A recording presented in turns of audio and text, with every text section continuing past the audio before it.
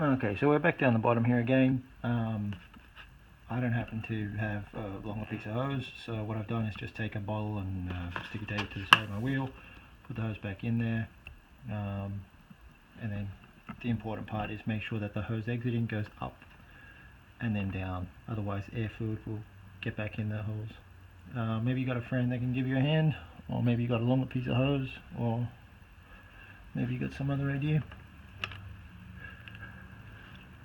So I'm just going to crack that a little. And it's important to have just the right amount of valve open.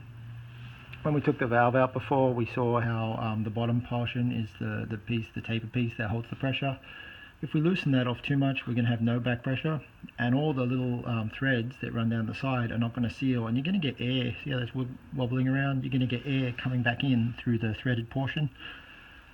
So we want just enough to get it going. Then what I'm going to do up the top is pretty much the same story. I'm going to be giving it an assist by squeezing. See all the air coming out there? And what I'm doing here is holding the hose, squeeze with the pliers, get pressure, and then ease out. See all that air coming out?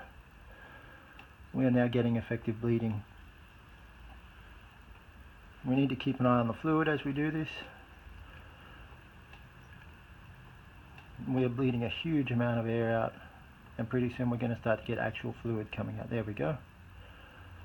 So that is now the bulk of the air out of the system, and that entire system is now maybe 90% clear of air.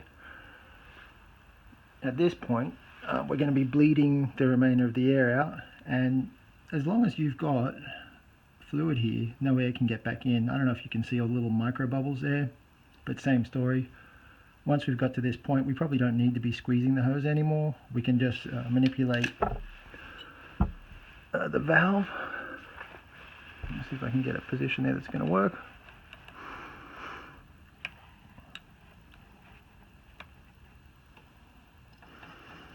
Okay, so see all those nice air bubbles coming out, and again what I'm doing here is closing the valve to get pressure, and then opening to bleed, and closing and open,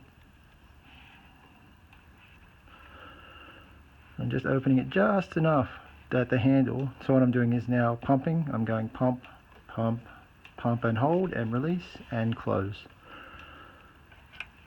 Now you can see some little micro bubbles still coming out. The important point is not to open that too much, otherwise air is going to start coming back in past all the threads. So I've got nice pressure at the handle, and again hold and open and close. So that's most of the big bubbles coming out there. So now at this point, the system's 90% good. I'd let it sit maybe for an hour, or go for a ride or whatever, let some bubbles reform, and then give it another quick small bleed, and basically you're done. Or if you want to bleed all your fluid out, just keep going, just keep flushing it through and getting nice clear fluid in there, and that's it. You're basically done. Give it a good hose down with some brake cleaner, get all this crap off your paint, get all this crap off your wheels and stuff, give it a wash, and yeah, have a coffee.